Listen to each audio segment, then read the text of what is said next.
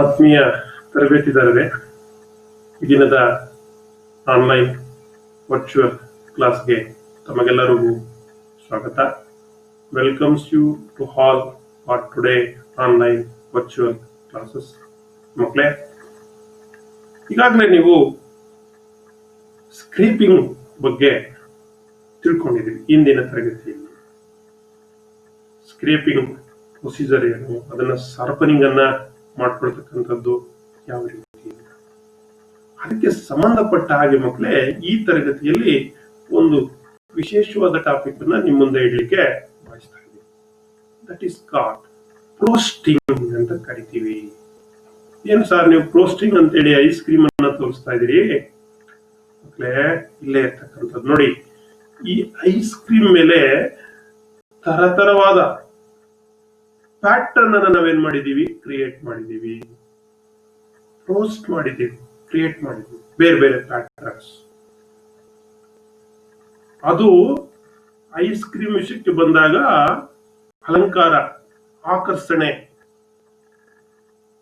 Okay, ಆದ್ರೆ ನಾವು come to the topic is frosting and aim of frosting and the method of frosting. Frosting ಅಂದ್ರೆ ಏನು, frosting ಅಂದ್ರೆ ಏನು, ಯಾತಕ್ಕೆ ಪ್ರೋಸ್ಟಿಂಗ್ ಅನ್ನು ಮಾಡಬೇಕು, define frosting, objectives.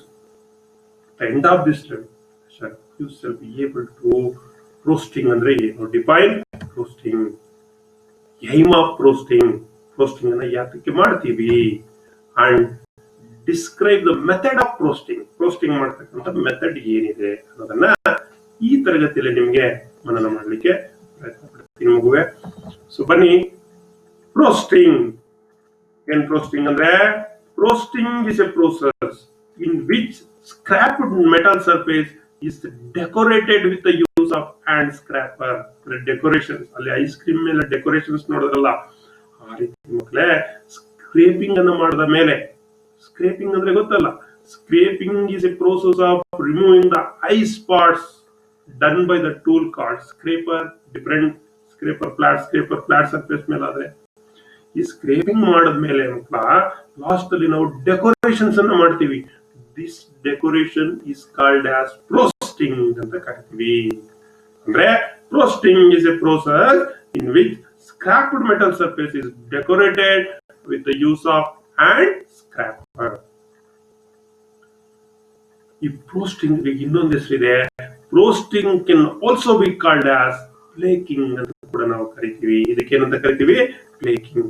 When a pattern finish is formed on the polished or scraped flat surface.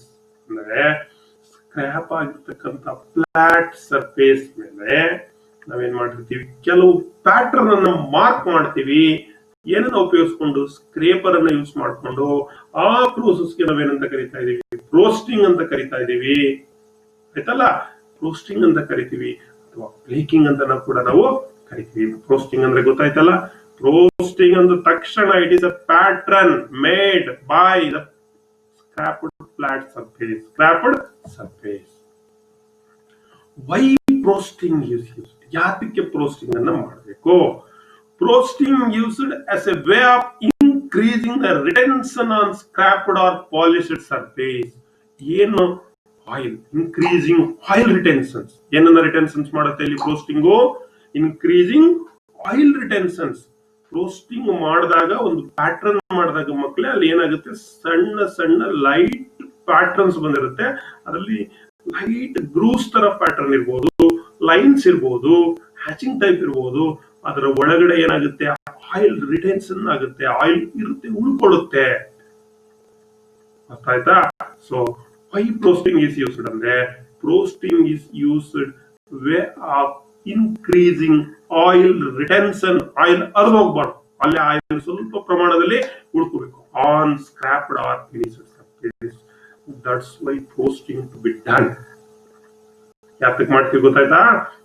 Finish ಆಗಿರ್ತಕ್ಕಂಥ, scraping ಆಗಿರ್ತಕ್ಕಂಥ surface ಮೇಲೆ ಆಯಿಲ್ ನಾವು ಅಪ್ಲೈ ಮಾಡಿದಾಗ ಅದು ಅಲ್ಲೇ ಏನಾಗಬೇಕು, ಅಲ್ಲೇ ಅದು ರಿಟೆನ್ಷನ್ ಆಗಬೇಕು, ಉಳಿಬೇಕು. ಅದಕ್ಕೋಸ್ಕರ ನಾವೇನ್ ಮಾಡ್ತೀವಿ, ರೋಸ್ಟಿಂಗ್ ಅನ್ನ ನಾವು ಮಾಡ್ತೀವಿ ಮಕ್ಕಳೇ. This roasting This is the important with machine parts in order to keep them lubricated and moving smoothly instead sticky and jerky movement. ನೋಡಿ, ಈಗ ಉದಾಹರಣೆಗೆ ನಾವು ಲೇತ್ ಮಿಷನ್ಸ್ ನಲ್ಲಿ ಕ್ಯಾರೇಜ್ ನ ಟ್ರಾವೆಲ್ ಮಾಡ್ತಾ ಇರ್ತೀವಿ. ಸರ್ಫೇಸ್ ಪ್ಲೇಟ್ ಮೇಲೆ ಹೈಟ್ ಗೇಜ್ ಇಡ್ತೀವಿ, ಸರ್ಫೇಸ್ ಗೇಜ್ ನ ಇಡ್ತೀವಿ, ಮೂವ್ ಮಾಡ್ತಾ ಇರ್ತೀವಿ. ಸೊ ಏನಾಗ್ಬೇಕು, ಸ್ಟಿಕ್ಕಿ ಆಗ್ಬಾರ್ದು, ಅಂಟ್ಕೋಬಾರ್ದು, ಜಗ್ಗಿ ಮೂವ್ಮೆಂಟ್ ಬರಬಾರ್ದು. ಸೊ ಏನಾಗ್ಬೇಕು, ನಾವು ಸ್ಲೈಡ್ ಮಾಡುವಂತ ಸಂದರ್ಭದಲ್ಲಿ ಅದು ಈಸಿಯಾಗಿ ಸ್ಲೈಡ್ ಆಗ್ಬೇಕು ಮೂವ್ಮೆಂಟ್. ಸೊ ಅದಕ್ಕೆ ಏನ್ ಬೇಕು, ಲುಬ್ರಿಕೇಶನ್ ಆಗ್ಬೇಕು. ಆ ಲುಬ್ರಿಕೇಶನ್ ಏನಾಗ್ಬೇಕು, ರಿಟೈನ್ ಆಗ್ಬೇಕು. ಆ ಆಯಿಲ್ ಅಲ್ಲಿ ರಿಟೈನ್ ಆಗಿರ್ಬೇಕಾದ್ರೆ ಏನಿರ್ಬೇಕು, ಪಾಲಿಸ್ಡ್ ಅಥವಾ ಫಿನಿಶಿಂಗ್ ಸರ್ಫೇಸ್ ಮೇಲೆ ರೋಸ್ಟಿಂಗ್ ಇರಬೇಕು, ಅಂದ್ರೆ ಆಯಿಲ್ ಅನ್ನ ಹಿಡಿದಿಟ್ಕೊಳ್ಳಿಕ್ಕೆ. That's why frosting can be done. Without the frosting the oil would run away. ಪ್ರೋಸ್ಟಿಂಗೇ ಮಾಡಿಲ್ಲ ನೀವು ಅಂದ್ರೆ ಮಕ್ಕಳೇ, ಆಯಿಲ್ ಏನಾಗುತ್ತೆ, ನೀವು ಹಾಕ್ತಂತ ಆಯಿಲ್ ಹರ್ಕೊಂಡು ಹೊಟ್ಟೋಗುತ್ತೆ. ಆಯಿಲ್ ಏನಾಗುತ್ತೆ, ಹರ್ಕೊಂಡು ಹೊಟ್ಟೋಗುತ್ತೆ. ಅವಾಗ ಅದು ಈಸಿಯಾಗೆ ಮೂವ್ ಆಗಲ್ಲ, ಜರ್ಕ್ ಹೊಡಿತದೆ, ಸ್ಟಿಕ್ಕಿ ಆಗುತ್ತೆ. So without the frosting the oil would run away, leaving just two metal surface in contact with each other, which is likely to cause seizure of the machine. ಯಾವಾಗ ಅಲ್ಲಿ oil ಇಲ್ಲ, ಏನಾಯ್ತು, 2-3 ಸಲ ನೀವು ಆ ಕಡೆ ಈ ಕಡೆ ಸ್ಲೈಡ್ ಮಾಡಿದ್ರೆ ಸೀಸರ್ ಆಗುತ್ತೆ. ಅದನ್ನ ಅವಾಯ್ಡ್ ಮಾಡ್ಬೇಕು ಅಂದ್ರೆ ಏನ್ ಮಾಡ್ಬೇಕು, ಪ್ರೋಸ್ಟಿಂಗ್ ಅನ್ನ ಮಾಡ್ಬೇಕು. ಯಾಕೆಂದ್ರೆ ಗೊತ್ತಾಯ್ತಲ್ಲ ಮಕ್ಳಿಗೆ ಪ್ರೋಸ್ಟಿಂಗ್ ಮಾಡೋದು. So how to carry out frosting or flaking with an engineer scraper, that means hand scraper. Engineer scraper frosting technique ಅನ್ನ ನೋಡೋಣ ಮಕ್ಳೆ, ಯಾಕೆ ಮಾಡ್ತು. Step 1, stand comfortably. ನಾನು ನಿಮಗೆ ಮಾಡಿ ತೋರಿಸಿದೀನಿ ವರ್ಕ್ಶಾಪ್ ನಲ್ಲಿ. Stand with the end of the scraper handle resting like that. ಇಲ್ಲಿ ಚಿತ್ರ ಕೊಟ್ಟಿದ್ದೀನಿ ನೋಡಿ. ಪ್ರೋಸ್ಟಿಂಗ್ ಅನ್ನ ಮಾಡಬೇಕಾದ್ರೆ ಇಲ್ಲಿ ಜಾಬ್ ಇದೆ. Rest the scrape handle against your shoulder and keep the scraper blade tip in contact with the work piece. Stand with the end of the scraper handle resting just beneath your shoulder. ನೋಡಿ, ಹೇಗೆ shoulder ಮೇಲೆ ಇಟ್ಕೊಂಡಿದ್ದೀರಿ.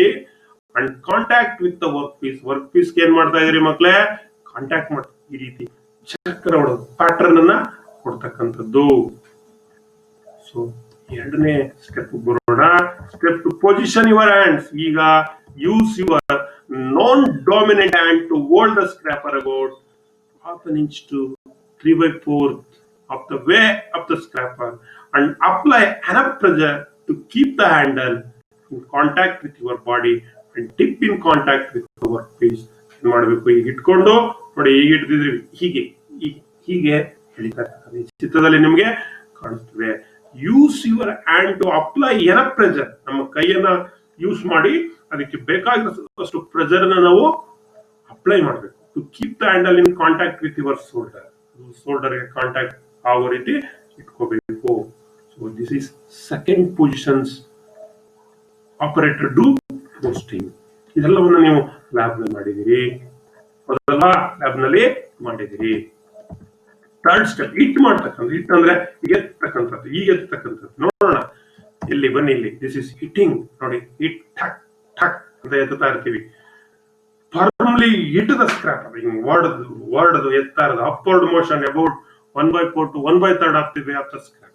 ವರ್ಡದು hit ಮಾಡಿ ಅಲ್ಲಿ ಏನ್ ಮಾಡ್ತಾ ಇದೀವಿ, pattern ಅನ್ನ create ಮಾಡಿ. That is called frosting or flaking. So using an upward motion with your dominant hand, firmly hit the scraper towards you, striking the scraper at between 1/4 1/3 of the way of the scraper. This is the third step, hitting ಮಾಡ್ತಕ್ಕಂಥದ್ದು. So ಇದೆಲ್ಲ ಏನಕ್ಕೆ ಅಂದ್ರೆ ಮಕ್ಕಳೇ, ಬನ್ನಿ 4ನೇ step ಬರೋಣ. Repeat hitting. ಒಂದ್ಸಲಿ ಮಾಡೋದಾಗಲ್ಲ, repeat ಮಾಡಬೇಕು. ಎಲ್ಲ ಯೂನಿಫಾರ್ಮ್ ಆಗಿರ್ಬೇಕು, ಪ್ಯಾಟರ್ನ್ಸ್ ಕ್ರಿಯೇಟ್ ಆಗಿರ್ಬೇಕು. ಯೂನಿಫಾರ್ಮ್ ಆಗಿ ಪ್ಯಾಟರ್ನ್ಸ್ ಏನಾಗಿರ್ಬೇಕು, ಕ್ರಿಯೇಟ್ ಆಗಿರ್ಬೇಕು. Repeat step 3 to produce a straight frosted line across the workpiece like that.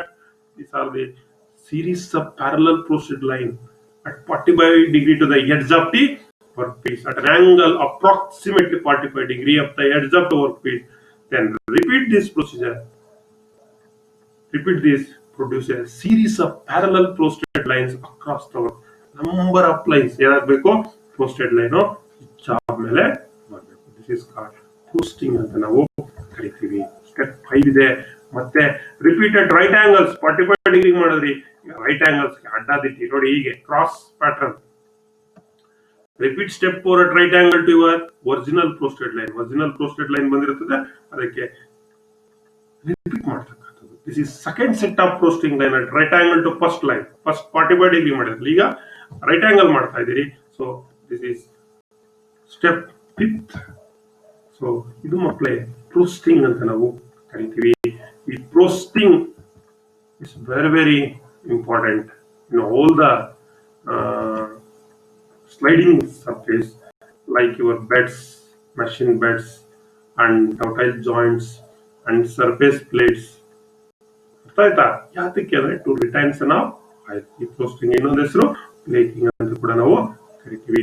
It is very very important as well as in practical and theory for your future, and also it is important in the examination point of view also. ಹಾಗಾಗಿ ಇದಕ್ಕೆ ಸಂಬಂಧಪಟ್ಟ ಪ್ರಶ್ನೆಗಳಿದ್ರೆ ನೀವು ಉತ್ತರವನ್ನ ಬರೀಬೇಕು, ಕಲಿಬೇಕು. So mock test ನಲ್ಲಿ ಕೆಲವು ಪ್ರಶ್ನೆಗಳು ಇದಕ್ಕೆ ಸಂಬಂಧಪಟ್ಟಂಗಿದೆ, ಅದನ್ನ ಅಟೆಂಡ್ ಮಾಡಿ ಬರಸ್ಕಿಲ್.com ನಲ್ಲಿ. Thanks to one and all for hearing us till now. ಎಲ್ಲರಿಗೂ ಒಳ್ಳೇದಾಗ್ಲಿ ಮಕ್ಕಳೇ. Thank you.